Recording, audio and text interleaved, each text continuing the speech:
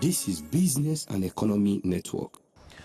Hello viewers, happy independence to all Nigeria. It is 58, Nigeria at 58. 58 is no joke. On behalf of the production crew, I want to say a big congratulations to all Nigerians. Those of you watching in Nigeria and those of you watching outside the shores of Nigeria, I want to say a big congratulations once again. It is time, and God will keep doing great things with our leaders and also with our economy. Welcome to your program. You're watching Business and Economy Network. Those of you in Abuja, Port Harcourt, Ilori, those of you via the online channels, those of you watching us outside the shores of Nigeria, I want to say thank you so very much. Now, aviation industry is very key when it comes to an emerging economy in Nigeria. With us on the program today for Coming in Focus, we have the Managing Director, Chief Executive Officer of Skyway Aviation Handling Company Limited, otherwise called SAHCOL, under the SAHCOL Group, where we have the Managing Director to give us insight on what is making this unique organization very interesting. Now, they say health is wealth. When a nation is growing, definitely, its people must be healthy. We have the Managing Director, Chief Executive Officer of MIRAFLASH Nigeria Limited under Spotlight. You know, they are the one actually producing some unique pharmaceutical product, medicine in Nigeria. And not left out, for special report, we have the National President of Genetic Society of Nigeria. These are bodies of scientists, researchers that have come together looking at food security, looking at health and the likes. And it's going to be a interesting watch, ladies and gentlemen. Relax yourself, brace up. It's going to be deep, it's going to be incisive, and I know you're going to learn so much today. I'll be back after this time out.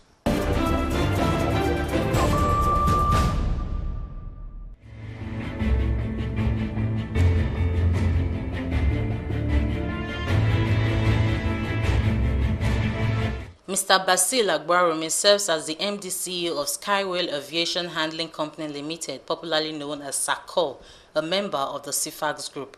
SAHCOL was set up to bridge the gap and proffer solutions to the challenges of aviation needs as it concerns handling of aviation grant services for goods and luggages.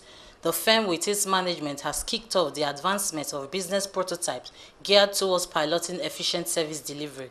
A lot of investment has also been put in place in the area of personnel development, state-of-the-art warehouse, and massive infrastructural development. SAHCOL is an expert in passenger handling, ramp handling, cargo handling, aviation security, baggage reconciliation, and premium lounge. SAHCOL, Skyway Aviation Handling Company Limited, is a grant handling company, and we basically we provide grant handling services for airlines, and this is actually broken down into various aspects. We do what you call passenger handling services. We also have what we call ramp handling services. And we have basically the cargo warehousing and mail services. We provide grant handling support for airlines. What that entails, it means that when you see airlines flying, we take care of the grant support of airlines. It means that we guarantee sources for the airline on grant. This means anything that the airlines will require while it's on grant before takeoff is the duty that we provide. As an organization, we are an SAHCOL licensed company, and by this, it means that we provide grant handling services in line with international best practices. So what we are here to do is to guarantee our prospective clients that whatever is possible in the light of grant handling in any part of the world, that we are here not just to match what happens in other parts of the world, but we are here to give grant handling services as is expected to be done, even above the expectation of clients. SAHCOL, our projection as of today is to take SAHCOL to the stock market. If you know the history of SAHCOL, SAHCOL was actually an organization under the federal government of Nigeria, usually being a subsidiary of the national carrier. From there, after the liquidation of the national carrier, Nigeria Airways, SAHCOL was carved out and from that time was reporting directly to the Ministry of Aviation, which was under the government. But because, like we know today, we've always said that government has no business in business, so governments find the wisdom to totally take their hands off this place, and that was how SAHCOL was put out for privatization. In 2009, to be precise, 23rd of December, SAHCOL was fully privatized and handed over to the CFA's group of companies. And within that time and now, we've seen a lot of growth in the company, and that has to do with a company then that could not boast of modern ground handling equipment. Today, SAHCOL has some of the best handling equipment in Nigeria. We trained manpower. We've got certifications. For example, I just spoke about the SAHCOL. We've also been able to do what they call the RA3 certification, which enable shipments to either go out of our warehouse to European countries. We've also built today one of the best warehouse, or not just one of the best warehouse in West Africa, one of the best in Africa. I'm talking about our custom boarded warehouse, and our processes and procedures are guaranteed to be some of the best today in the world. And how do we confirm that? This has to do with some of the successes we have recorded in terms of airlines joining our services, in terms of airlines in Nigeria today believing that the best place to do service has become SAHCOL. And to confirm that, we have had airlines leaving our competitor and pushing their services to us in SAHCOL. And these are the things that we are building upon. As I talk to you, having new equipment in the system, because we know it's a continuous thing, is something that we are guaranteeing our clients. We're also guaranteeing them continuous, not just services, but excellent services. We are guaranteeing them good customer service. We are guaranteeing them security and safety. Our warehouse, yes, still very new. By new, I mean it was commissioned in the year 2014. And when we came in, if you look at our experience, we actually a ground handling company that came out from the airline background. So first, we have an understanding of what the airlines need. And also, we have been in this business. I mean, if you look at the history of Nigeria, that is the experience that we are taking, that is here with us. We understand how this environment works. So when we had an opportunity to build a new cargo bonded warehouse, we take into consideration the uniqueness of the environment we operate from. And above every other consideration was security. Because if you look at aviation, it is said that the first in aviation is safety, security. The second is safety, security. The third is safety and security. So we knew that, especially, like you said, considering the trend that is going on in the world, so we take that into consideration. That is why we are the only warehouse that operates in this environment where you can go to and discover that the people have been separated from the cargo. If you don't have business to be in our warehouse, you cannot even access that. Even though if you have business or you have something to carry, there's a limit of where you can go to.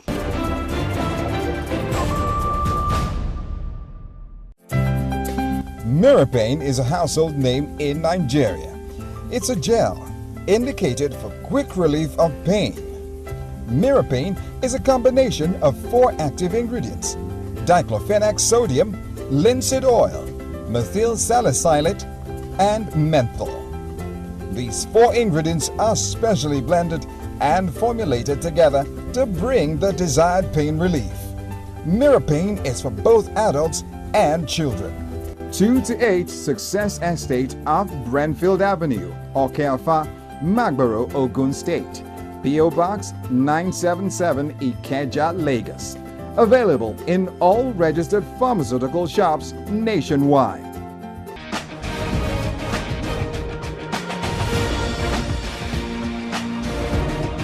MIRAFLASH Nigerian Limited is an indigenous pharmaceutical company with products range from antibiotics, capsules, dry powder for suspensions, and lots more. The firm is driven by a strong desire to produce high-quality pharma products. In the chat with the MDC of MIRAFLASH Nigerian Limited, pharmacist Oluwalade Moses, who told Business and Economy Network crew on his experience with the procedures when importing raw materials for productions. He welcomes the bill passed on the ease of doing business in Nigeria, but advised that government should go a step further to ensure every party truly involved works to make businesses really easy in the country, having in mind customs efficiency, duties, and regulation of their operations.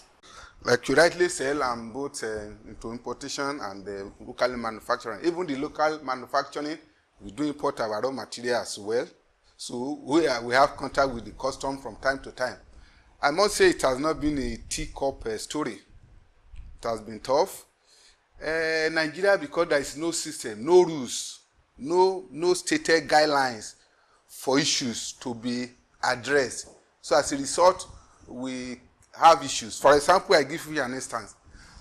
There are HS code for each of the products. The HS code will determine what duty to be paid on such products. So at the end of the day now, if you fill an HS code for a particular product, maybe the HS code is reading 10% duty.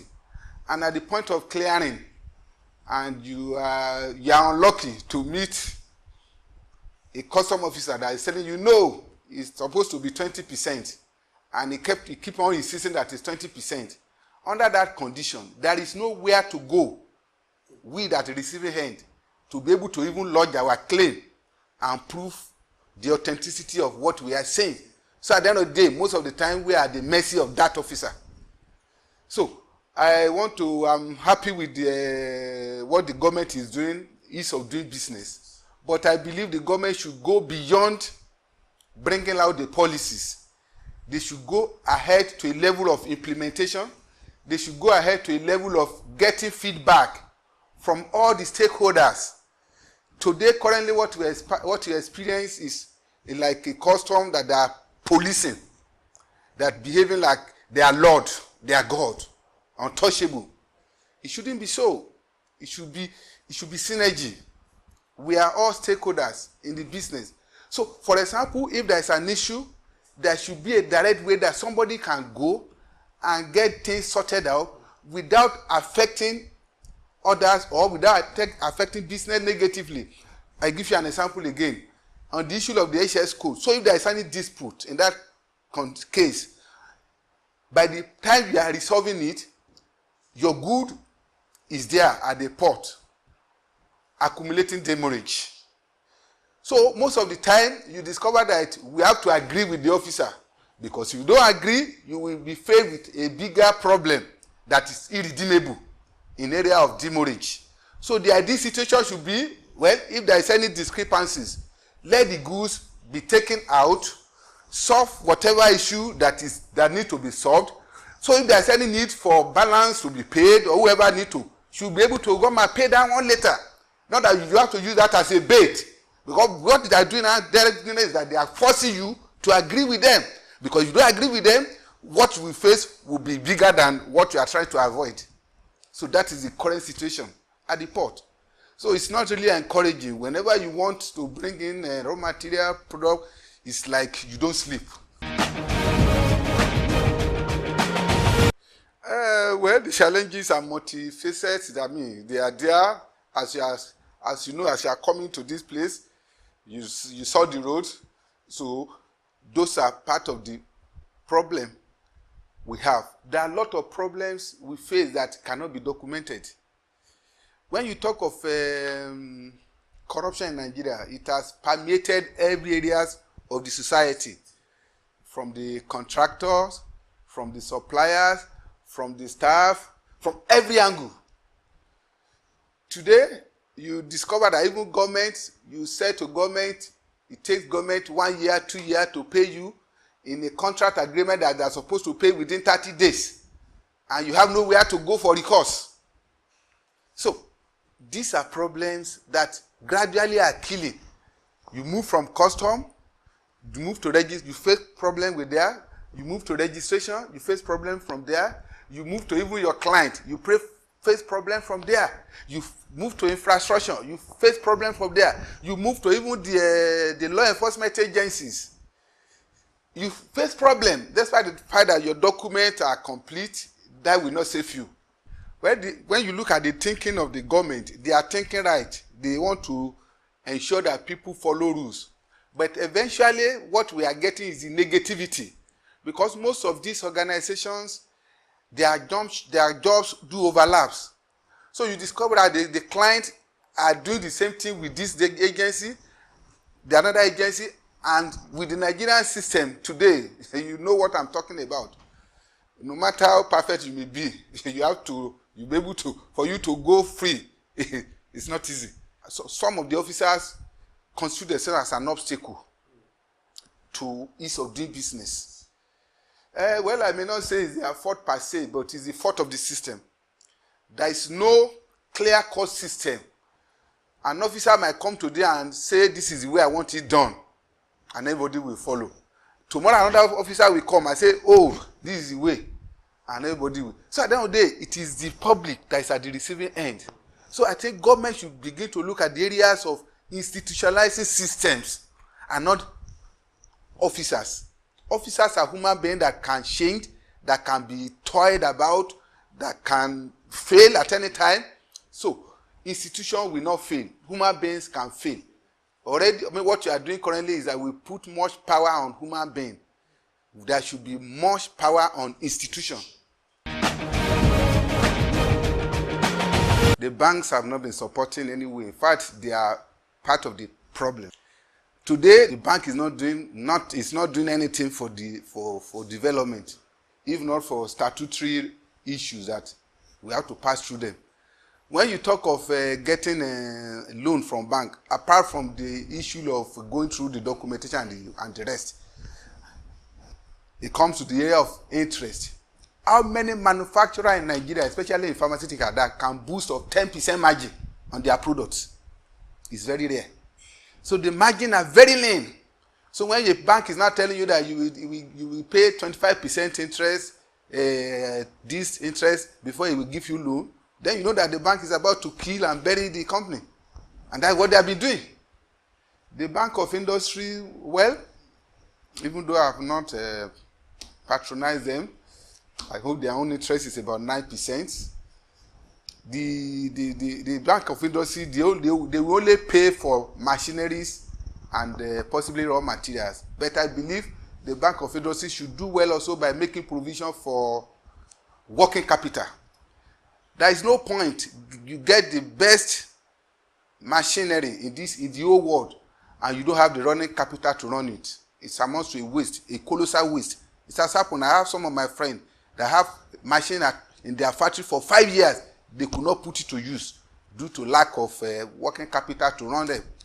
So I believe the Bank of Industry and all those ones that are supporting companies, they should be able to have to put percentage. Okay, take this as percentage as working capital, percentage as for machineries, this percentage for raw materials.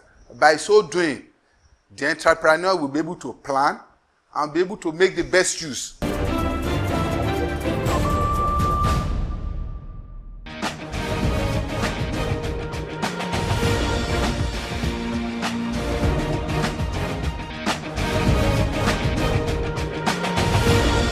Genetics Society of Nigeria is an umbrella society that encompasses scientists that are involved in advancing the knowledge of genetics to secure our environment, to secure our food, to secure our health.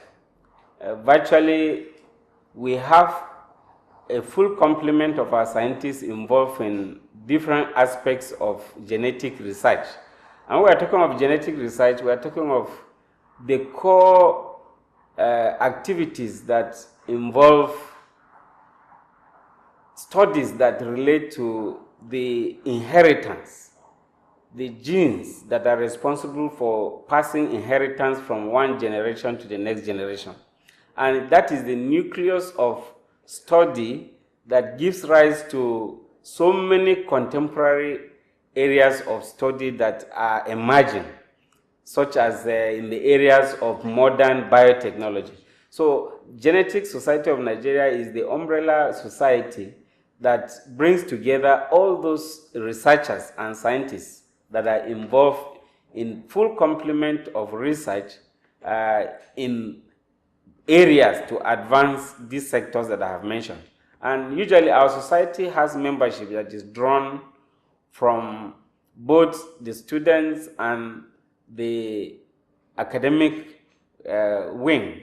And among the students wing, we try to encourage our students to participate at that level of membership where they are student members.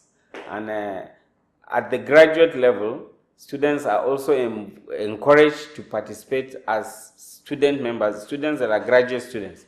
Then post-graduation membership is entitled to those that have degrees in areas that their research interest is related to cell genetics, plant genetics, animal genetics, crop evolution, environmental genetics, medical genetics, and even genetics that is focused on areas that are emerging, such as the modern biotechnologies.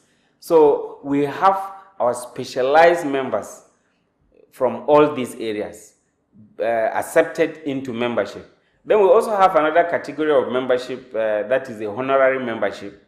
Usually, the honorary membership is advanced to those that have made significant contributions in areas that are related to promoting the study of genetics or the application of genetics in these various sectors. There are 2 BT cotton varieties that were released by the National Varietal Release Committee. And for the first time, we are having a GM crops released in the Nigerian spectrum. And it is a big leap for our food and agricultural industry. Modern biotechnology has come to stay, and there is no shortcut to it. There are a lot of people who are standing in the way of modern biotechnology because of concerns that have no scientific basis. There are concerns that have no scientific. As a scientist, I am a patriotic Nigerian, my colleagues are patriotic Nigerians, and there is no way we can promote anything that will undermine the safety and the progress of Nigeria. In this era of economic diversification of this government, particularly, it is not unknown to anybody with reality that the current status of our food production cannot meet our population needs. There is a dilemma of population increase and food demand. The land area that is under cultivation cannot meet what we currently consume. And if we must be self-sufficient in agriculture, we must depend on modern methods of technology to be able to develop crops for the end users, which are our farmers. So this technology is a big boost. The BT cotton varieties that have been released have, one of the varieties has an advantage for yield of the lint, cotton lint. And you have increased balls that are produced from the cotton varieties. The other variety is against the resistance to pests that are dominating the cotton fields in the Nigerian cotton industry. In fact, responsible partially for paralyzing the textile industries. So this is a big leap, and it should be welcomed by all that are well-meaning.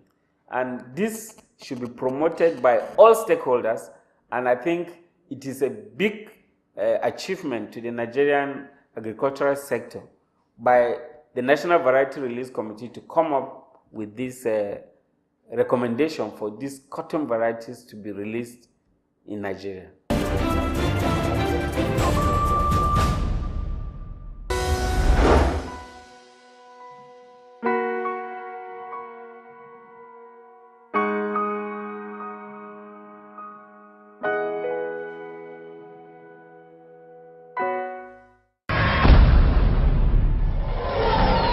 This is Business and Economy Network.